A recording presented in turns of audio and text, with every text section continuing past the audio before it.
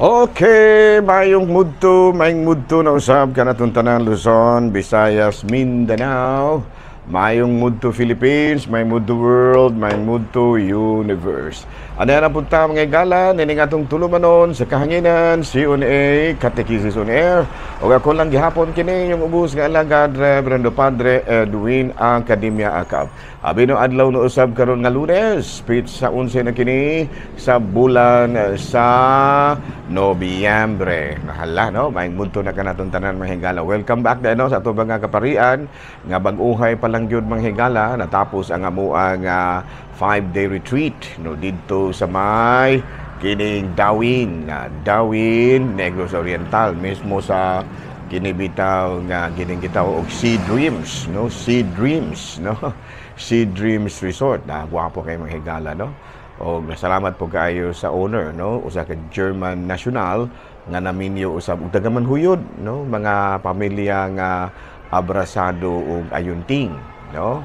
Walang ko kakuha sa pangalan pero nasayran ako no, nagkaistorya may gamay nga wala po ko kapod kanang gitawag nato og kanang hinabi gyud maayo, pero nasayod ko nga taga kuan da siya, taga manhuyod unya yang kuan bana German no, si Bucart no, Bucart ang pangalan no. Usa ka engineer, usa ka abogado, may pud kay kinaiya mga higala no. Gani dako kayo ang discount nga iyaha usab nga gipambits kanato no. Nahala no, tang salamat kay Ginoo nga nagbalampuson ang amo nga seminar no. Nindot kayo, daghan kay mig mga daghan kay may og na kanang nakutlo gikan sa maong seminar, particularmente na kabahin sa pag safeguard nato sa ato ang mga minors o mga vulnerable individuals against matod pa sex offenders no, ana no. So muna no nya kami pud mismo mga higala na malandong pud mi sa amo ang kining ministeryo dinha sa atong simbahan, kalabi na kabahin ni ining gitawag natong safeguarding sa atong mga kabatanunan against kining gitawag nato og sexual harassment ingon ni ana no. Nahala no, may mudto na kanatong tanan og welcome back no sa atong mga kaparian nga baguhay pa lang no, fresh mga higala gikan sa amo ang 5-day retreat and recollection dito sa may Masaplod, Negros Oriental no, Masaplod, Dawin, may particularmente na sa may Sea Dreams Beach Resort. Ang amo di kining ang amo nga kining retreat master mao si Father John Era, usa ka Vincentian priest no, na gani niadtong Biyernes no, amo siyang gi-birthdayhan no. Among gisaulog ang iyahang birthday dito kay timing man pud kayo nga dito siya na timingan sa birthday. Nahala no, may ngudto na kanatong tanan. Ali kita mahigala sa CBCP News, balitang simbahan ni ining kabuntuhon. Bishop Ruben Labajo ang bag-ong napili nga obispo sa may Prosperidad, Agusan, i-install isip bag-ong obispo sa bag-o usab kayo nga diocese kining Diocese of Prosperidad no, karong umalabot nga sunod tuig January 28 no? Congratulations no sa tanan nato nga mga kini si Father Ruben Labajo, schoolmate namo ni magulang ra nako ni usa ka tuig sa kanang gitawag nato og ministry yan no. Kay ang classmate niya sila si Father J. Enriquez, sila si Father Lyndon Zerna, muna silang mga classmate o niya, matud pa nahimo maguni siya nga Vicar General sa Cebu, and then nahimo nga Auxiliary Bishop sa Cebu hantod nga karon na kuan siya, na appointed na siya nga bag-ong obispo sa Prosperidad, Agusan no. Congratulations no tanan nga mga Cebuano, ato ang atong pais. I considered myself a Cebuano kay dugay-dugay ba pugutan Cebu no.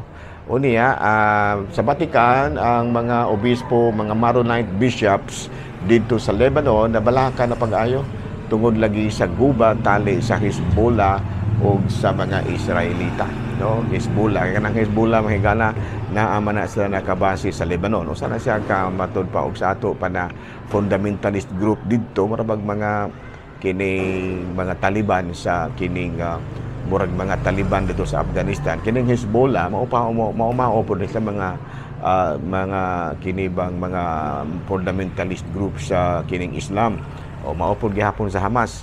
Nya dito nakigira man lagi ning Hezbollah sa mga kaning mga Israelita, sila may nanguna gyud og kanang bomba-bomba o kining gitawag nato mga missile attacks.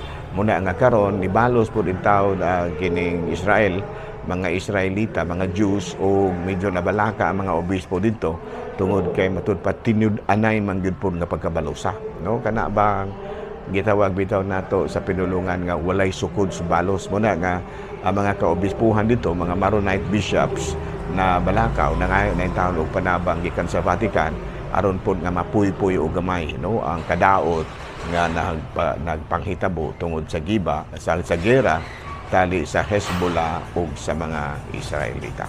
Hala, no? May mundo na kanatong tanan nang hidaot kita nga kitang tanan sa kapiskais panglawas. Bino ang bag-o day nato karon nga clergy president ang akong agaw, no, Gawix, no? Siga akong Gawix mga higala din na sa Colombo yan, sa Colombia, no? Diha sa Colombia, no? Colombo yan, no? Dina sa Colombia nga mao si Reverend Father kining Christian Durango. Ayan, o Christian Durango. Ano man, katsila man ang mga Durango. Ano mga Durango nga mga word? Katsila man ang pag-pronounce ni Christian Durango. Ano, si Reverend Father Christian Durango. Ano, Gawix. So, congratulations to Gawix, ha? Kung Gawix. Believe ba niyo kung Gawix? Believe ba mo kung Gawix? So, hala, no? May mundo na ka natuntanan. O, kumusta din ako mga classmates, no? Kanang inyong kuraparoko din, ha? Sa may Lazi, Larina Sikihor. Classmate ko na, no? Si Padre kining nalimot man si Padre Obing Masyon, no? Kanang kada pong inyong kuraparoko din sa Himalalod, no? Himalalod, Negros Oriental, ang inyong kuraparoko din na, classmate ko na, no? Si Padre Dami Hiramis, o niya, kana po inyong kuraparoko din na sa Kwasay Pare sa Batinggil, classmate ko na, no? Si Father Tonton Arnaiz, no? Ngamong usa ka classmate mahigala nga si Arnold Schwarzenegger, ni bali na wala na bali ni ko ana ni halina sa laing kalibutan ato ana sa kiliran sa Ginoo, no? Tuwa na sa kiliran sa Ginoo nga akong classmate nga si Father Burton Villarmente.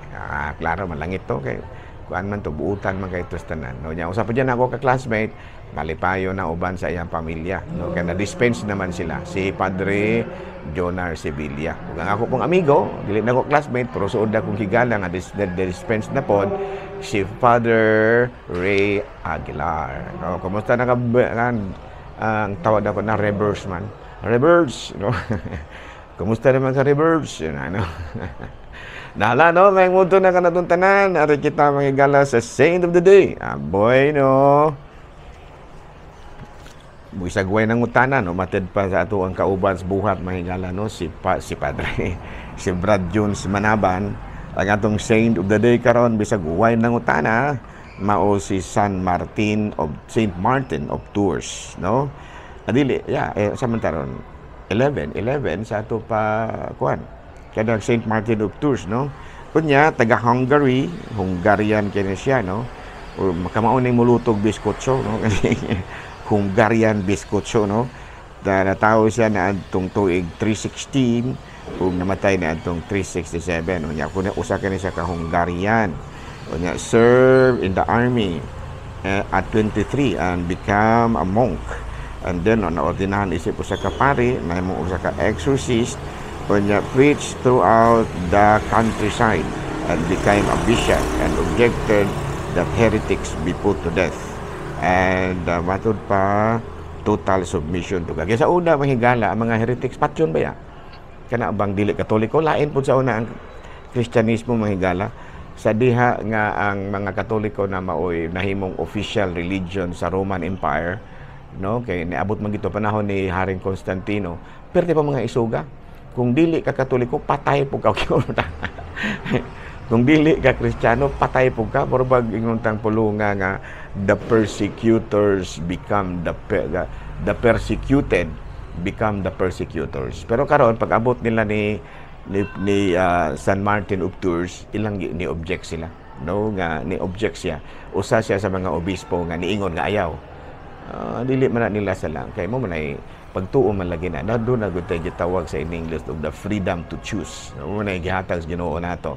So muna nga lang tay katong pagpili, so dili ra nato patyo no o panalitan og dili siya Kristiyano. Muna no nya obispo ba so daghan po nito, so daghan kayong mga dili Kristiyano ang naluwas kay panahon itong pagbutog yun sa Kristyanismo nga maunay imperial religion, isugbi po kayo patyanay baya gyud pod og dili ka Kristiyano. Pero pag abot nila ni Saint Martin of Tours, obispo, Hungary, wala na, dili na pwede. Ano?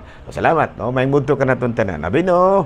Ari na ta sa ato ang katikism. Wala sa takabahin sa creed, ha? Kay medyo naapikhan ko gamay, kay kabalo na mo, tibuok yun may adlaw, day in and day out, nga na malandong dito. No? Muna, nga balik-balik lang sa ta sa ato ang mga kanhi, no? Kanhi nga mga topic. Yang atong isgut-isgutan karon kabahin kini sa sacrament of confirmation, no? The sacrament of confirmation is the second among the sacraments of Christian initiation, no? It completes baptism by which in the laying of hands and the anointing with chrism oil which first happened at baptism, we are confirmed with the fullness of the Holy Spirit. Sa ito pa, kini di ay ang sakramento sa kumpirma, mao kini ang ikaduha, no, sa mga matud pa sakramento sa initiation, no, no, mao kini ang nagkumpleto sa matud pa mga requisitos sa bunyag, no, na kumpleto kay anointing of the sick, pero natagaan na ta pero sa panahon sa bunyag, pero mas nalig-on ra gyud ta. No, muna nga kinigo nga doon lamang guni tulo ka sakramento sa initiation, no. Ang first is baptism, confirmation, daling Holy Communion.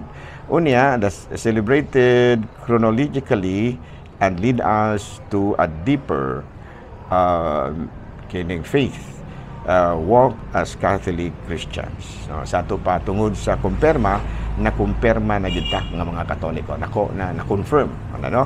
The confirmation, like baptism, also needed before receiving the sacrament of matrimony.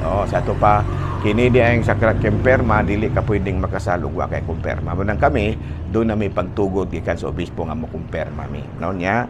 So if we receive a special outpouring of the Holy Spirit, our ability to practice faith is increased in every aspect of our lives and to witness Christ in every situation. It represents our personal commitment to Jesus to grow in the knowledge of love and practice of our faith. Our relation with God is made stronger and the gift of the Holy Spirit is strengthened. Sa ito pa, tungod ay sa sakramento sa kumpirma, mas bilig-on pagyud ang atong pagka-Kristiyanos. Kaya na-confirm man yun ta. Niya, matud pa nadawat pod nato ang mga gasa sa Espiritu Santo. Sa man mga gasaha, wisdom, understanding, counsel, fortitude, knowledge, piety, and fear of the Lord. And then we become better witness to Christ in the world, no? And we are reminded of our participation in the ministry and mission of Jesus and strengthened to follow Jesus more dearly, more clearly. Ano niya, ang matter sa bunyag mawang Holy Chrism, unya ang form, ang laying of hands. Okay? Salamat. Og din na lang kutob ha, mga higala. Daghang kayong salamat. Welcome ha. Katodaig nang kakatong akong naamagugkoy sa reel ba, sa Facebook, na ato'y nikanta ko. Ang istorya ato, kabahin, ako magoy gipawali sa ako'y sa gabi.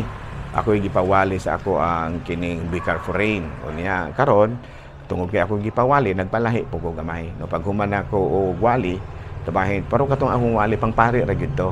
No, dili to pwede sa mga lay, kay di ba mo kasabot ato kay para mga experiences man to nako as a priest o niya hantod nga nantong pagsugod hangtod karon, no, pang priest ta gyud ba, pero gi-ending man gud to nako sa kanta nga Lead Me Lord, no, Lead me Lord Lead me by the hands and make me face the rising sun. Muna'y sample na medyo nagbulo viral po gamay. O salamat kayo ha sa inyong mga pag-ampo ug daghang kayong salamat usab nga nagmalampuson ang amo nga retreat dito sa Masaplod. By the way, thank you kaayo sa taga Masaplod, no?